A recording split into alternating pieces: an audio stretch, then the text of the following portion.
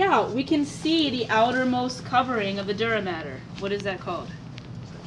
The dura mater. It's almost whitish in color, right? I encourage you to take a piece of that off. I want you to feel it, right? Feel how hard and tough that dura mater is.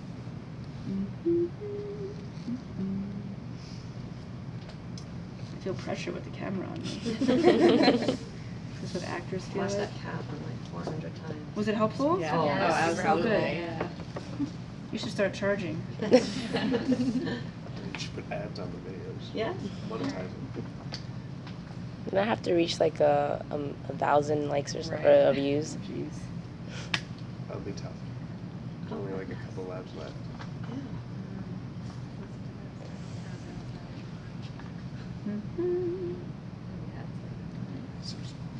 So this is all the dura mater. This is all the dura mater, right? It has that white appearance to it. Okay? But you can, no, this is the point of lab. Feel it. You can try and Hulk Hogan it. If I try hard enough, I can break it, but it takes a good deal of force. Then, what do you see? If you look at the surface of the brain, do you see that little sheen? That's the pia mater. I think I said yesterday, it's almost like saran wrap. So it's a really thin, delicate covering, and it covers every nook and cranny. It clings directly to every gyrus and sulcus. Gives off that whitish appearance. We can see the olfactory bulbs. See the olfactory bulbs? Much fatter and bigger than ours were, right? This is what's left of the optic nerves. Isn't that cool? They're pretty big. So right and left optic nerves. Where they connect is the optic chiasm. Brainstem. Okay. Make a sagittal cut. And I would make 2 passes. Okay? Isn't brain a delicacy in some cultures? Yeah. Like in Indiana Jones. Have you ever, oh right. Have you ever had brain? I haven't had My brain. husband, when he was in the Navy, told everybody. Good thing she was multi-brain. wearing. Sorry. Job hazard.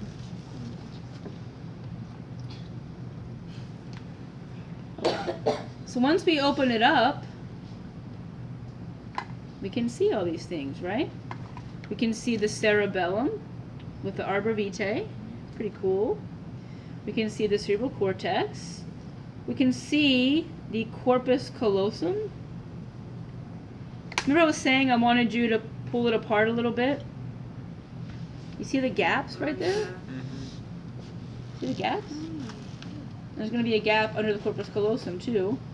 But that's an example of a ventricle, right? Maybe this side's a little bit better. Yeah, that's better. See that sliver under the corpus callosum? That's one of the ventricles. Okay. It's not like a vein, it literally just kind of like flows through. It just the flows cavity. through it. Yeah, it's not a housed vessel. Yeah.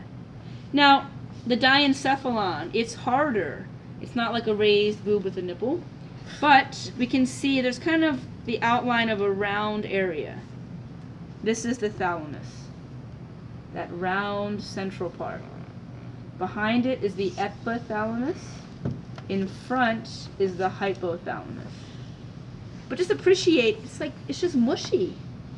So to me, it's amazing that, what it is really is just nuclei condensed together, but it's just amazing that these little areas can do so much. Thalamus, behind it is epithalamus, in front and below is hypothalamus.